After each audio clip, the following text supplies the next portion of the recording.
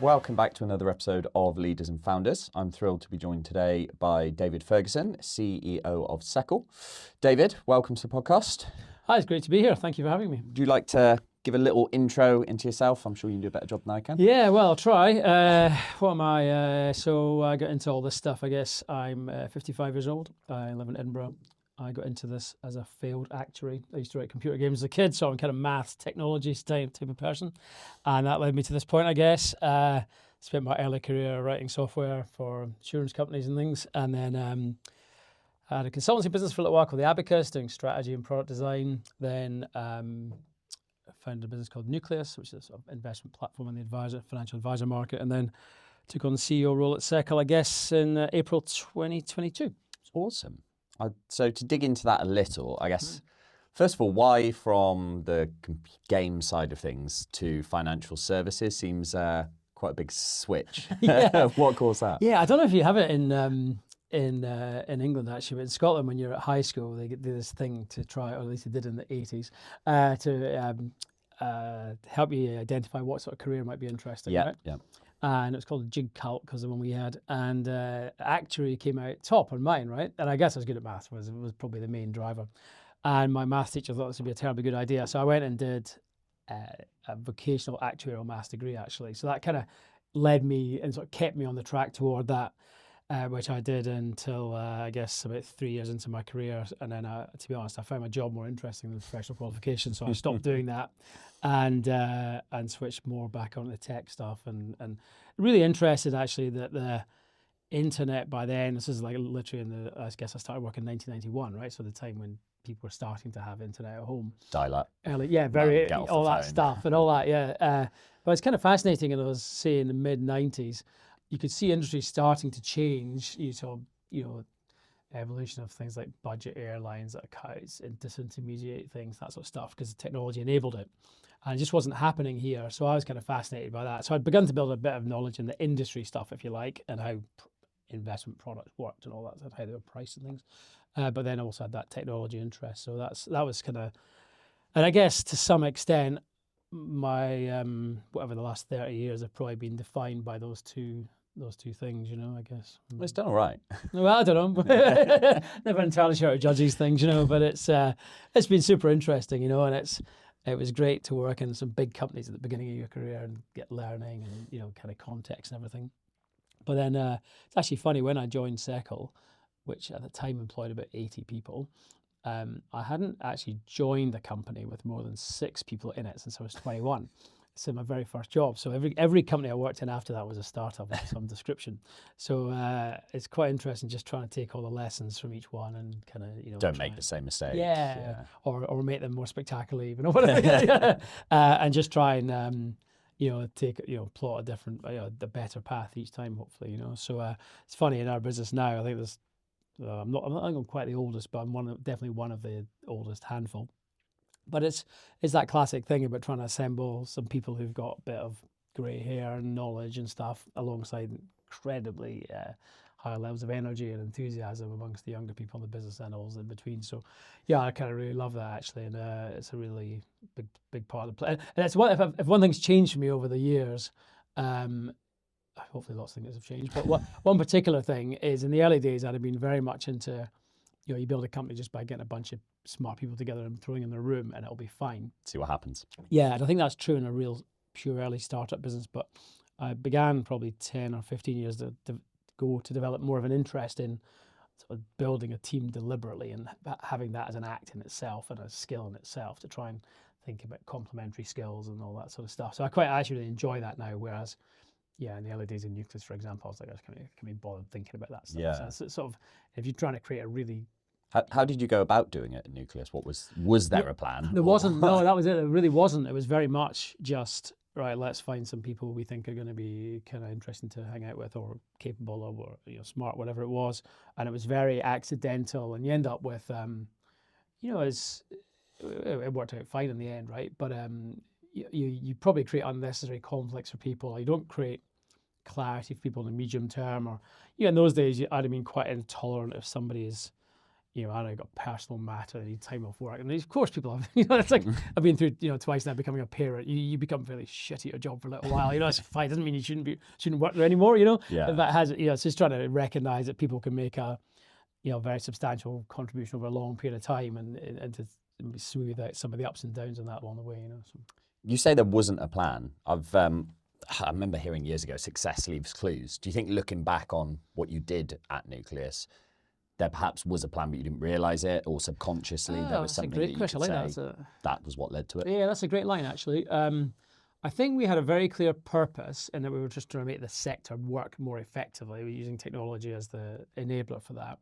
And maybe if you were to look through it, there would be a bit of that in terms of there was probably some of the sequencing was preordained, possibly, or we didn't see it that way maybe at the time. I think what I find interesting is that as you go through these things, especially with a pure startup, you tend to live. You might have a grand mission or a grand purpose that's possibly going to unravel over 10 or 15, 20 years, but you do live a little bit, 1 year to 2 years to 3 years ahead. So you're trying to join these things together. And I think once you start to succeed a little bit, if you're that sort of person, you tend to then raise the ambition very quickly. And so you have this thing where you're substantially moving target, which is actually really exciting at one level. But again, if you're not thinking about the team makeup, so if we're hiring someone now, whether it's direct to report to me or anyone in the business, I would encourage the hiring manager to say, well, do you want this person to be here in this role in 3 years' time? Because if you don't, they're probably wrong before they've even started, right? Because this company's going to double and treble and quadruple every year for the next however long. And to hire someone today who's only just good enough for the job, literally by the time they start, they're not going to be good enough for it, or they're not the right skills, or whatever, not good enough, just not be the right person. So I try and encourage people to think more further ahead than I would have. Certainly, Nucleus days, we would never have done that. You seem you can probably do this, and so it's that thing about just being a bit more conscious about it, and not hiring for the sake of it, and thinking about a bit more long term. Yeah. Do you help people with that, like hiring managers saying what they should be looking for 3 years down the line if they're a bit unsure? I try to. We try and set the context in the company such that everybody would know that anyway, if you know what I mean, or with a reasonable degree of certainty. And certainly, if I get asked for my opinion on a hire, I'll do that. I'll probably get involved in the hiring of anyone. Certainly direct reports, one level beneath that, and sometimes 2 levels beneath that if it's a part of the business I'm particularly interested in or familiar with or can add more to. It's interesting. I think some businesses, the CEO or the leader will interview everybody who comes in the business, and I kind of take the view, I think it's more empowering for the hiring manager to give them that latitude. So we're pretty big on how we want people to be behavior wise, kind of how they show up, sort of operating principles type stuff. And then unlikely that anyone, me or anyone else, who'd be able to test for that, and also technical skills and everything else required to do the job, and also if you're the hiring manager of a team that's, say, a couple of levels alongside me, I won't know what the gaps in that team are quite as well as, or what they're going to be in the next 2 or 3 years. I'll be less familiar with the individuals concerned. So I tend to take a more empowering stance and say, well, you do it, have it help if I can, but it's up to you to go and do that. Okay. And a lot of what you've done is disruptive, I guess, businesses that are trying to change an industry. Why, first of all, what is it that draws you to I don't have the slightest idea. It just happens. Yeah, well, it's kind of, I mean, it's interesting. And I've never actually been asked that or thought about it before. I suppose it just comes from somewhere in me, in my upbringing or my genes or whatever, that, if something doesn't look like it's how it could be, or wanting to try and do something about it, right? I mean, I thought, I don't think I'm a particularly antagonistic person, or anything like that. But I just think when you see something that can be improved or made better, why not go and try and do I think it's awesome. There probably are easier things to do in your life, but I guess I find it fulfilling as well in the end, ultimately. And a lot of companies or founders try to be disruptive, but obviously startup success is not great on a percentage basis. Yeah. Why do you think you've had a decent track record? I think it's an interesting point, and it comes to some of what you guys do, because I think there's some people want to be a founder for the sake of being a founder, like some people want to be famous for the sake of being famous. I think hopefully what we've tried to do is we've sort of done the work and understood the problem that needs to be solved to substantial level, So at least we may succeed or fail at fixing it, but we're not making up a problem or trying to imagine that something's wrong that isn't. So I think we have a really good understanding of what needs to happen, what could happen, what needs to happen to improve the situation. And so kind of really deep sector or societal regulatory knowledge even in this area, I think is really important. Because I think there's definitely been a thing in the last, whatever it's been, 15, 20 years where, I want to be the founder of a company. And what is that? Well, maybe you don't, but why would you want to do that? And I guess certainly the 3 businesses I've been involved with at early stages, they've all had a reason for being, which was grounded in I think a pretty informed opinion of how we can make things better, or at least what needs to be made better. And then the next bit is, well, how do you do it, and can we do it, and are we skilled enough, and we are resourced enough to do it? Which is the next other reason things can fail, But I think you get a lot of people entering. You can see it just now in AI. Obviously, it's like 40 million AI firms spring up every week, and some are obviously doing astonishing stuff. And it could even be very clever stuff from a technology point of view, but the application may not be relevant or may not have huge reach. And I think that's the thing, trying to blend the problem to be solved and is the opportunity actually a real thing at appropriate level of scale, and then can we do it at sensible economics? Yeah, I think particularly now as well, like you mentioned, AI companies popping up. There's some claiming crazy ARR numbers. Yes. But what's the longevity of that? Are you solving a big enough problem that people are going to stick around even for the full year? Yes, exactly. Some of these companies haven't been around a full year in huge ARR projections, but how important is the customer in that, particularly for you? Well, it's exactly right, and who's going to we're selling B2B, right? So it's a whole thing about obviously the quality of the product and everything, but it's a bit about huge piece around trust and durability and backing, and is this thing going to be here? So from a customer point of view, in a B2B space, you can have all the technical characteristics in the world, right? But if the company's not going to be around, or you don't trust the people or the management or the owners or whatever, that's going to be a problem. And then I think the other one is just on the, how is this, what is the moat around this thing? So why, if I can start a company today and have an extraordinary story in 6 months' time or 12 months' time, what's to stop the next person doing that and doing it better? So we think quite hard about that, and it comes to how we show up in how we behave every day and how we think about the sort of cultural stuff and why do people want to work here, why do customers want to do business with us. So it's not just about the technology. I mean, technology is an enormous part of our business and an enabler for everything, but we're actually here to solve a problem that we believe needs to be solved. I think that's a key point there, that technology is an enabler. Yeah. It's anything that we've worked on previously, you can enable transformations and solving problems with technology, but there's a huge human and people element to that. Of course, yeah, exactly. And everybody wants to go to work with people they get on with. They want to have customers they get on with. They want to have business partners they get on with. Broadly, you don't have to be best friends, but you want to you don't want to not be in the room. Spend a lot of your life there. Exactly, yeah, exactly. And if you're sort of every Monday morning thinking, goodness me, I've got to go and hang out with these morons again, it's not a terribly enriching way to spend your life. So I think we try and hire people who we want to be in the same space with, and hopefully our clients also want to be in the same room with us. And that is, so even if we did have I think we have a very strong product at the moment, but if we went through a period of not having that, or we dipped a little bit, that would give you latitude to get yourself back on track, because actually you become this essentially trusted partner. Yeah. And you mentioned about wanting to work for you. What was it that made you want to work for Seccl? So it's really interesting. When I left my last role, I had no idea what I was going to do. So I was genuinely in the I have no idea what's happening next, which is kind of both liberating and petrifying at the same time. And I was probably going to lean towards a startup type situation again, which certainly where my head was mostly at.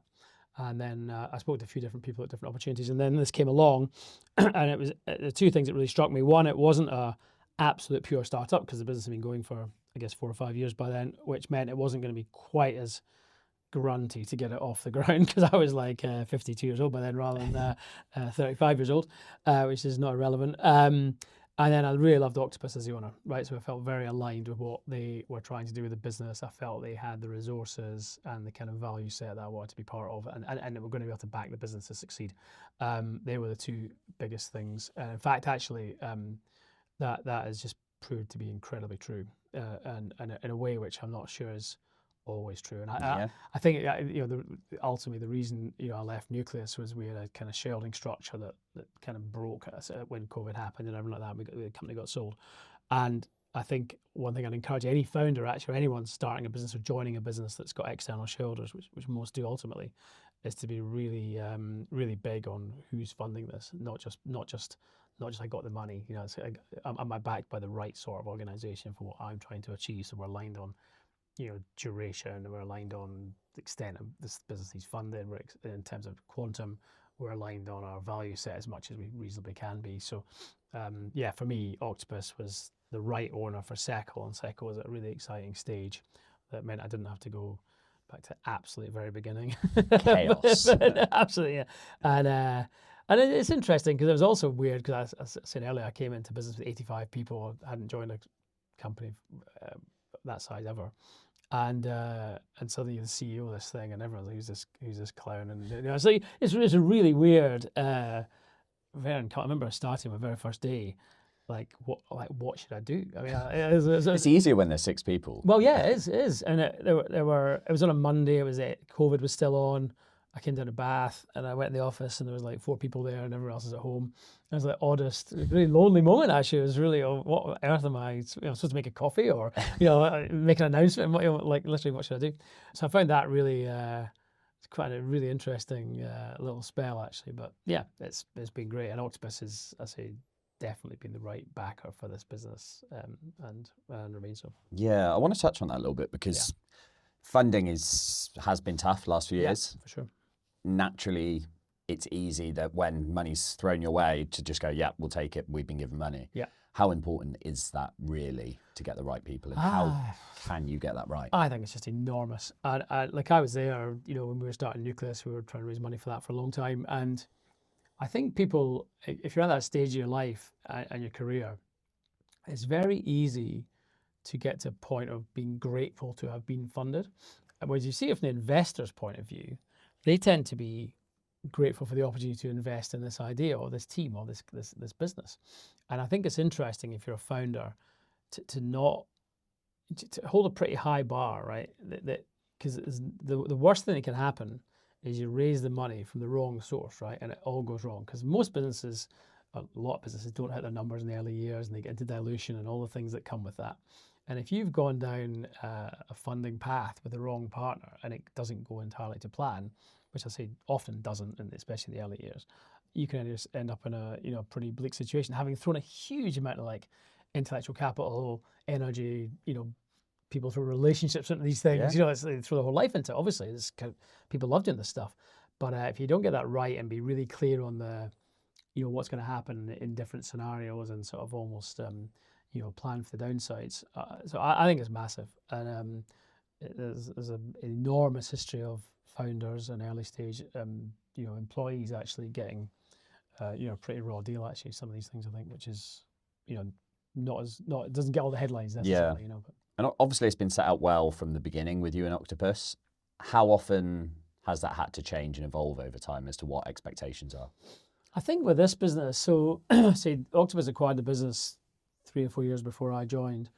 And I'm not even sure I've even seen the original business plan for it actually, but so I don't know exactly what the aspiration was at that point in time. I think what we found is, as we've gone into it, we've definitely grown our aspiration has stretched for the business over the last period of time, and it's part of that is because we started to succeed at certain things and win certain clients of note, and partially actually one of our incumbent competitors has a pretty rough time and has got quite a lot of issues there. And that just creates a sort of amplified version of our opportunity, which has seemed mad to just let pass us by, So it's probably different factors towards that. But we feel that. I think Simon, you might know as the founder and CEO at Octopus Group, he would describe Seccl, I think, as a sort of what could become a once in a generation company, which is incredibly empowering to have your major shareholder say something like that and want to back you through that. And for me, at the stage of my career, to have the opportunity to lead a business with that sort of opportunity is just absurdly exciting, to be honest. Yeah, and I think from the outside, at least anyway, one of the impressive things is they've obviously invested and given you that space to grow at the right pace for you, and including the hiring realistically, because brought in some great names with impressive backgrounds. Yeah. Yeah. hard is it to do that in a relatively early stage business? Yeah, it's hard to attract people, and some people don't have the risk appetite for that sort of thing. It's also a thing where so you're trying to find the right people at the right time, right stage of their life, with enough experience to do this as well, because it's not just about you can achieve an awful lot with a lot of youthful energy, but you'll misjudge certain things. You're more likely to misjudge certain things, I think. And also you'll be obviously operating a regulated business where there's certain aspects of this are super important if we're going to create a scale company. So when I joined, I was really big on, it's kind of possibly too boring for a podcast, but things like you're really on top of like our client money rules and information security, financial crime, resilience of the platform, all that sort of stuff, which you wouldn't intrinsically put in place in a startup company. Yeah, I could think of a few fintechs that don't do that. Exactly, yeah. And we're just like, well, we're going to build multi-100 billion pound company here, so I don't want us to have to stop in 2029 and come back and fix all this up. So let's try and get it right, but before we get moving. So I'd imagine actually if Octopus, if Ruth or Simon were here and we look back at Octopus's big changes, maybe that was something that, when I came along, we were like, we're gonna create something really massive, significant here. So that will cost more. And that came to the team. So when you're trying to hire people, they weren't trying to create a 3-year thing and then sell it. It was like we're trying to create a 20-year story here or possibly longer, whatever, where we've got something of real substance, can scale, probably all over the world, and be something which we'll look back and go, well, that was amazing. So you're trying to sell people that as much as you are, come and join us, still a small company because it's not proven yet, and then you hope you get, as you say, the right people who can come and join in with that. Yeah. And it's also, I should say as well, it's really weird because I'm definitely one of the older people in the company, and there are just some unbelievably talented young people in our business, like nuts. And I probably won't name them on this; it's not appropriate. But I mean, like wildly talented. You get told off for having favourites. Yeah, yeah. Well, that's it, I have a lot of favourites at Seccl, So and it is just huge. When you're older, it's hugely inspiring to see that as well, right? To people who are really in it, really want to solve these problems, and enormous, energy and growing expertise. So you definitely don't want a business, I don't think, all run by people at my stage of life. That wouldn't work. But I think creating the space for these people and the right support system round about them and the right challenge for them sometimes, I actually find it really interesting. And finding those talented people, there's probably more people than ever applying for roles in technology. Yeah. How do you, in a fair interview process, like not too long, not too elongated, how do you find that talent? Because quite often that only comes out when someone's in the job. It's really hard, and it would be wrong to suggest that every hire we've made ever has been right. Obviously, we've got some haven't worked. Either the company's not been right for people, or we've not been right for them, or whatever. So it's really difficult, and I don't think there's any magic thing about it. You're just trying to read people and trying to understand them for cultural alignment. Definitely, that's probably the bigger part of it. Actually, do we want to work with these people? Can we imagine them sitting around here doing this work? And then obviously technical stuff it tends to be easier to assess. They've either got a track record in it or you can sort of test for it, I suppose. But as you know, in these businesses, there's enormous sort of operational and technology complexity. So it's quite a lot of cross-cutting skills as well. So you're into sort of, something about technology and something about legal requirement, something about a pricing thing, all in the same conversation. So it's not at all siloed. So you need people who are comfortable with ambiguity and that uncertainty stuff as well, which is hard to find as well. It's really interesting. We run an intern program here, which we actually paused for a couple of years just we got ourselves sorted out, but we're just started again now. To give you an idea, so we had 4 intern positions up for grabs, right? And I think I'm keeping wrong. I think they're either for 8 or 12 weeks, right? And we had 800 people apply for them, right? Oh. And so how do you get, and loads of mega great people in there, right? How do you begin to filter that down, to a handful, even to get down to, I think we got to. That's just an unmanageable. Yeah. So you're trying to form a judgment on someone on the words they've used on a CV or a submission document. It's like, and of course you're going to get loads of them wrong, right? In the first round, because you're going to exclude a lot of people who are brilliant, and you're going to probably let some people through that first bit that maybe weren't as good as the other ones, and then obviously then we had what we called it, sort of day in the office. So we all came in and got to sort of went through a couple of exercises, and that's slightly easier because then you can see people in an applied situation. You can kind of form a view then. But yeah, we had I think we had a product role like maybe a couple of years ago, and I think we had 120 people applied for that. So, and a lot of them hugely talented, hugely bright and everything. So yeah, it's hard. Just falls into that sort of it's hard category. One of the many joys. Yeah, and you get as many right as you hope you can, and just how it is, Yeah, and you mentioned a little bit earlier about incumbents. Yeah. Obviously, the industry you're in, stakes are high. Yeah. The incumbents tend to be the safe option, like you're not going to get fired for going with them. Yeah. How do you get companies to take that risk? Yeah, it's really interesting. So I think it's in that line gets quoted a lot. You're not going to get fired for buying it, but until you do, because most you might not all the time, but you often do later. So I think you're trying to establish credibility and substance in the organization, so that if you're in a pitch or an RFP process, that no one's going to look at the company and think you're not doing things properly. First of all, right? So because if we're pitching to a bank or something like that, you've got to be doing things properly, or you're just not going to get just wasting everybody's time.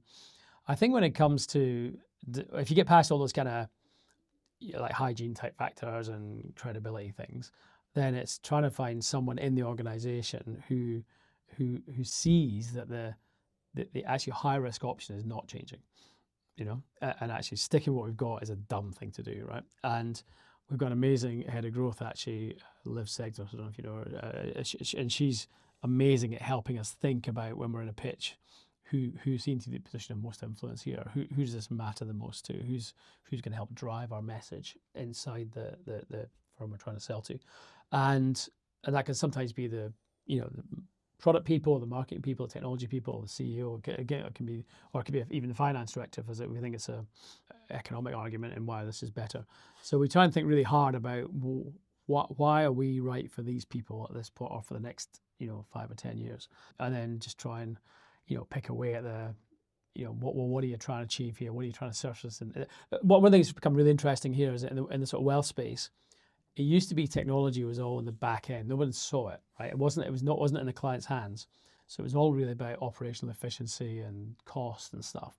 And then it became, well, I'm going to be able to sign up for this ISA or this pension or do whatever it is with my investments on my phone. Then that's got to be surfaceable in a different way. So actually sticking with an incumbent player is actually really expensive. It's really crap. It's hard to maintain, hard to deliver any change or improvement. So if you actually want to maintain your relevance, unless you're able to do that stuff, you probably have to change, or at least require your incumbent to change.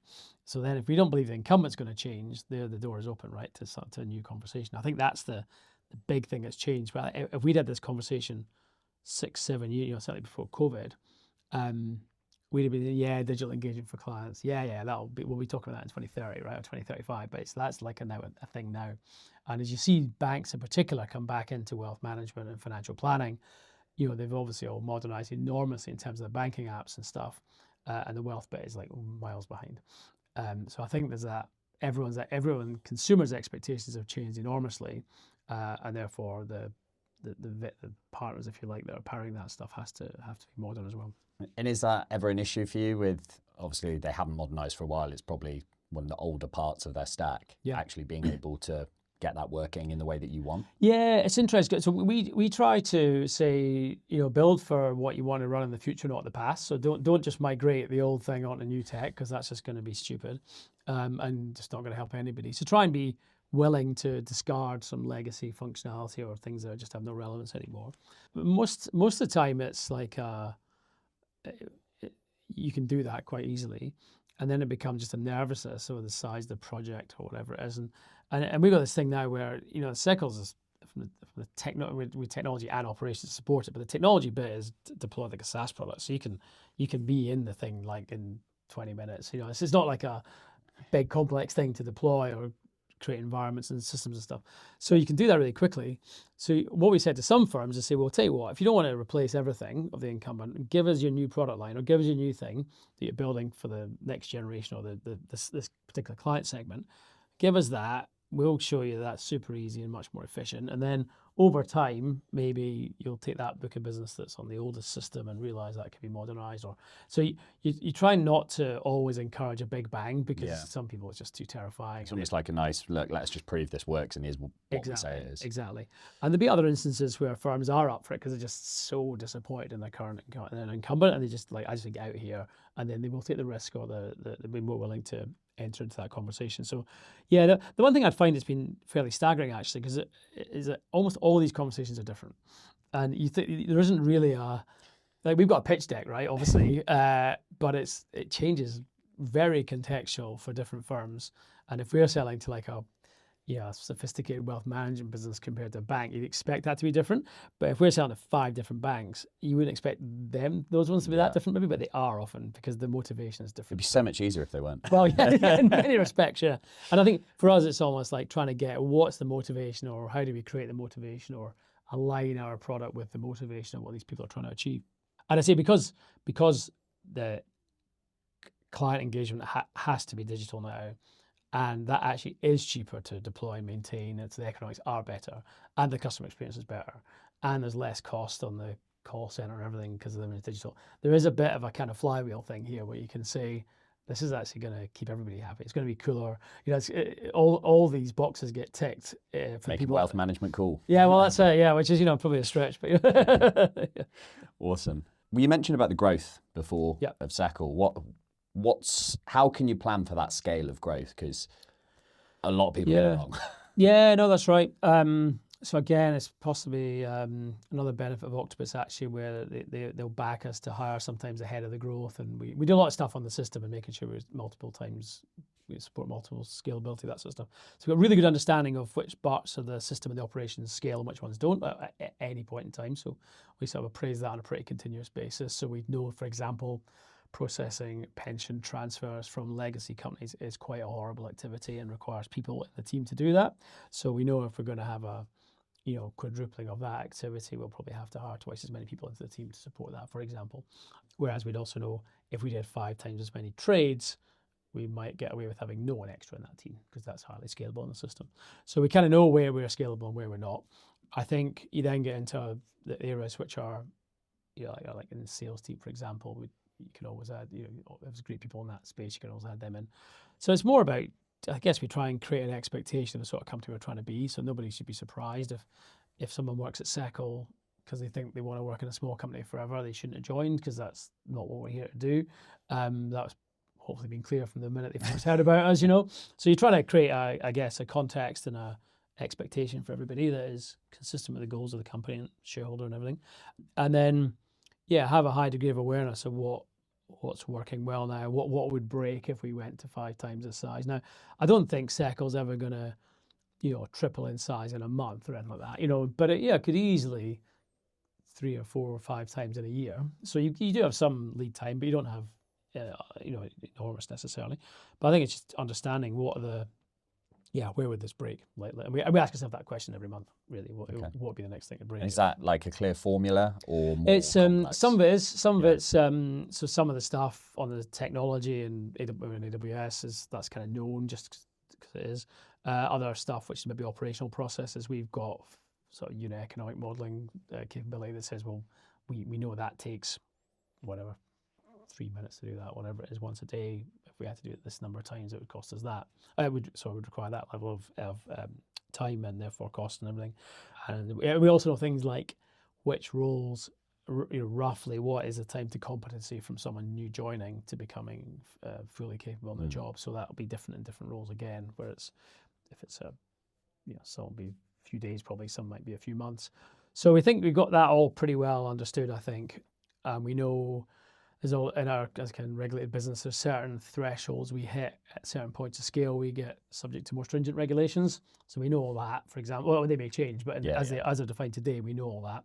So we know that we're going to become whatever a large firm for CAS, enhanced firm for SMCR in the next 12 months probably. So we know that's going to happen. So and you can get ahead of it, And some of these things come with different resourcing implications, different rules. Some are like governance changes, some are capital adequacy changes, that sort of stuff. So there's a bunch of things can change, but I guess we're trying to, well, like everything in life, I suppose, the more you think ahead with a degree of, and it means, of course, if a business doesn't grow as quick as you hoped, you might have slightly overfunded or, part of the organization for a while, but I guess probably better that than having a successful growth period and then blowing up. That feels feels like a much worse thing to do.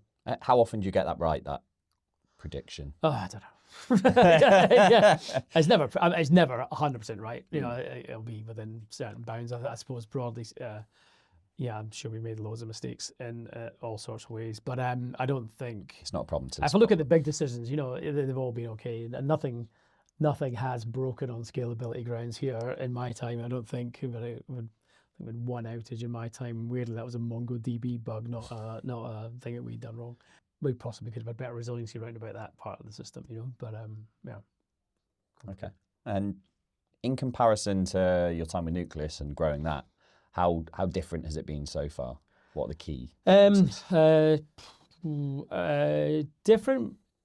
So one, as a founder at Nucleus right from the off, so I knew everything good and bad that happened and how we'd got here. So if we'd cut a corner somewhere, what was the context, what was the consequence going to be? So that was a big difference as I came in here, a few years in. I'd say post-COVID, it's just very different. We're in 3 locations in Seccl. Nucleus was almost everybody was in the same office. So just that whole, the ways of working, the world changed, if you like, from when Nucleus started to when I joined Seccl. So we obviously reflect that change in the world, which is just, how people communicate internally, how close people feel, how easy it is to kind of cultivate a togetherness is different for sure. And then actually, Nucleus had went through different capital structures and ownership models. So this is the first time I've worked for a company with a single shareholder, which I actually find more straightforward because you can see what's going on. It's a more straightforward conversation if you want to go and build something new or do expand into a new market, something like that. So it's a less complex process, which I really like.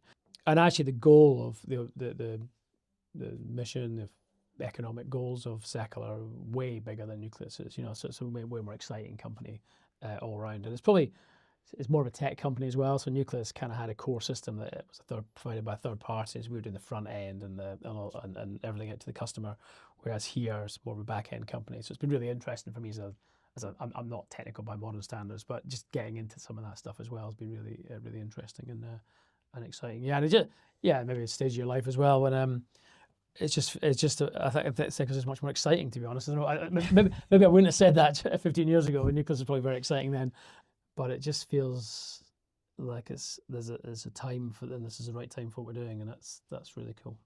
Awesome. And you mentioned about the change in working. I guess COVID had a huge impact on that. Everybody seems to have an opinion on it. A lot of it's a load of rubbish, but what's yours? Yeah. I mean, I'm personally will know there's certain work that is better done sitting in my my kitchen or whatever, as opposed to sitting in an office. And so I certainly don't believe in having everyone in the office is going to make everything better. And I'm a big believer in supporting people to do the best work they can in the best way, in the best environment they can. Equally, I think it's somewhat difficult to cultivate a togetherness if everyone's sitting in the kitchen all the time, right? So especially as you're growing. Yeah, exactly. Yeah, and what we try to do is make it, and what you tend to find is that people who are more senior often have less need to be in the office, but trying to remind them that a material part of their job is the development of the people who are early in their career, and that requires them to be in the office to support the people who are. So it's trying to realize that is work as well. So me being around the office, just seeing how people are feeling about the world or feeling about Seccl, or it's a huge part of it. It makes a massive difference. That's part of my work. It may not feel like work to me because it comes quite naturally, but maybe I should be spending 10 or 20% of my time just having those management by walking around thing, which is hard and people are sitting at home. So again, and if you were to just call them on Teams, they'd probably panic. Weird. What have I done wrong? Oh, they think you're a total weirdo.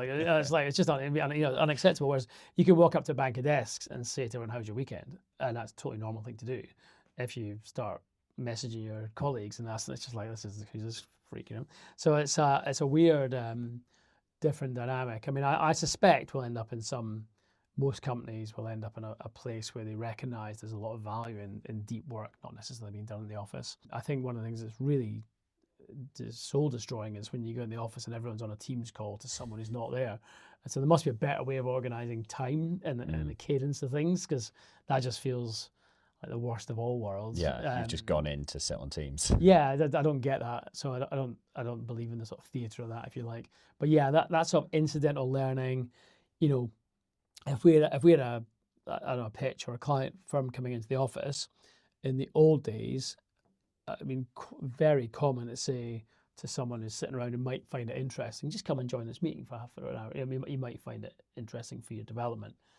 You'd be unlikely to do that now. Yeah, you got to think about doing that now and make it a sort of more deliberate act. So, whereas I think in the past it would be so that those people don't get those same learning opportunities. So, quite big on trying to make that a feature of people's job, to try and remember that, you know, we need to help not necessarily younger, but, you know, less experienced people have those opportunities. No, I think that's right. It's a huge part of anybody's job, really, is to help those around you. Absolutely, yeah. It's very hard to do that if you're deep work's needed, but if you're just always sat solo, it's tough to help with this. Exactly right, exactly. And it's also interesting in a company like this, and we've got say 180 people, but we've probably got, I'm gonna slightly guess now, I wouldn't be surprised if we've got 120 different jobs, right?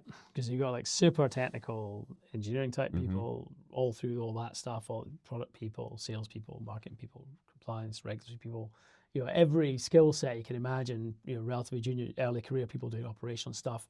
And, you know, you're trying to create a togetherness across 180 people who, you know, in many ways would have no reason to know each other unless they were having to work for this organization. So you're trying to cultivate that togetherness in a way which is already slightly artificial anyway, because they almost wouldn't know each other. And I think it's not like you'll get some organizations that employ 180 people and 140 of them do the same job every day, right? Yeah. And they've got the same background, same education, same aspirations for, you know, for what's going to happen here.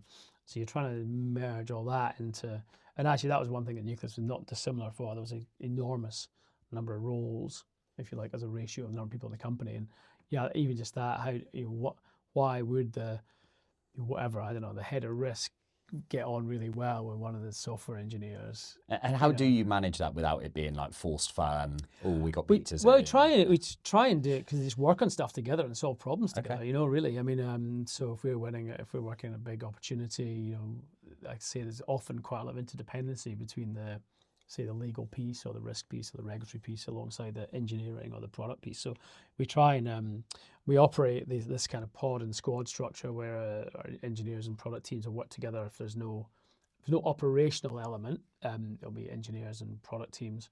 If there's an operational piece, the ops people being there might be a compliance or pensions expert in that conversation as well, or a lawyer, because that's the thing they need to know about for some reason. And then people are risk and compliance people are obviously always around as well. So you're right. I mean, you can have pizza and forced fun, which obviously no one enjoys. But you know, if you can create like actual problem solve, not even create, just the encounter rather. I mean, we need to artificially do it. Encounter problem solving situations, then we do that. And then we try twice a year we get a whole company together. The next one's actually next week, which is. That's a combination of how we're doing. We will have some forced fun at that, but hopefully it's fun. But hopefully it's fine there. Yeah, but hopefully they are forced fun because that's what it's for. Yeah, it's to get to know people a little bit. And in those situations, we will, like if it's a team event, we'll mix people up intentionally. Even that's really interesting because some people obviously are just massive introverted, and it's the worst thing in the world to go go and sit at this table of 8 people and pretend you want to do this thing, and it's awkward, and you're trying to create things that work for everybody, really, you know. So, I don't think it's easy. Creating psychological safety is one of the toughest things in growing a business. Yeah, big time. Yeah, and I think we're really good at that, right? So I think we know that we all make mistakes. We know we make errors in all sorts of ways all the time, and everybody does. And we know we're all different, and we actually celebrate the fact we're all. In our own ways, we're unusual, right? And every single person is, right? So let's not try and have a cookie cutter type approach to this at all. So if we could just at least accept that we're all, however apparently conventional any of us might be, none of us are, right? We've all got our own things we are into or not into, whether it be lifestyle related or all the normal, demographic or other characteristics. So just let's be cool with that and then see where we go, right? So we try to be deeply human, because, in our personal lives we are. Why would we not be at work? I don't quite get that. It just should be that way. But yeah, and try and respect everybody's boundaries and preferences and all that stuff. Yeah. So. Awesome. For you, what would success be at Seccl? What would you, when you finish, say, right, that was good? Do you know, it's a terrible character trait that I have, is I'm not very good at celebrating successes. You tend to do what you achieve. It's probably why you've been so successful. But you achieve one thing and then you want to do the next Yeah. thing, right? And I suppose success would be that you felt you'd achieved something of, I'm not sure it's a scale thing, but whatever it was we'd achieve, we hadn't compromised on our values. So that would be my main thing, right? So the minute we decide the only way we can succeed is by starting to screw people over or behave in a bad way, I will have left, right? Because then it can't succeed, frankly, So it's almost how far we can push it while being true to that, I think would be how I'd probably think about it. I was actually, I don't know, there was a thing on LinkedIn the other day, David Breer at 11FS was chatting about, he'd been asked about when he makes decisions, how does he manage to balance it if it's better for his bank balance or for his, I can't remember exactly how it's worded. It's like, well, you kind of know, right? You want to be able to sleep at night, and when you put your head in the pillow, you don't want to be worrying that something's going to come up in your mind. so I think that would be, for me personally, that'd be a big part of it.